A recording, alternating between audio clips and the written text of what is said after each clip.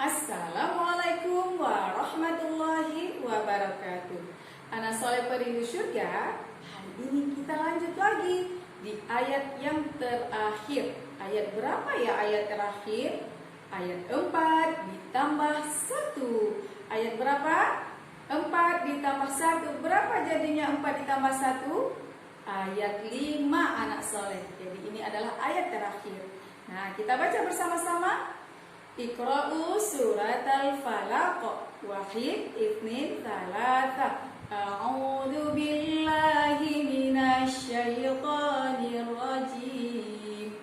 Bismillahirrahmanirrahim.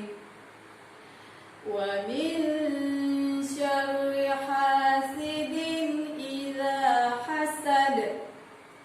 Ulang lagi ya. Wa min syarri hasidin idza hasad. Sekali lagi. Wa min syarri hasidin idza hasad. Apa artinya? Dan dari kejahatan orang yang dengki apabila ia dengki.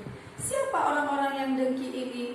Yaitu orang-orang yang tidak suka melihat orang lain senang. Tidak suka kalau misalnya ada temannya punya banyak mainan, terus dia suka merebut mainan teman. Nah, itu juga tidak baik anak soleh.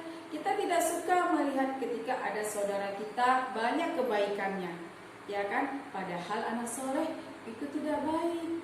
Nah, karena penyakit atau sifat dengki ini anak soleh itu bukan hanya merusak diri kita sendiri, tapi juga bisa merusak orang lain. Mau seperti itu? Tidak mau. Kita maunya seperti siapa? Seperti Rasulullah. Bagaimana sifat Rasulullah? Rasulullah itu sangat penyayang. Dan ketika Rasulullah itu melihat ada temannya, ada saudara beliau yang mendapatkan kebaikan, beliau selalu mengucapkan barakallah. Beliau selalu mengucapkan hal-hal yang baik kepada saudara ataupun teman beliau. Nah, kita boleh mencontoh siapa anak soleh? Mencontoh Rasulullah, ya kan? Yang suka kepada hal yang baik dan selalu menyayangi. Mau seperti Rasulullah? Insya Allah. Ayo anak soleh, terus semangat belajarnya. Insya Allah akan mendapatkan keberkahan di sisi Allah.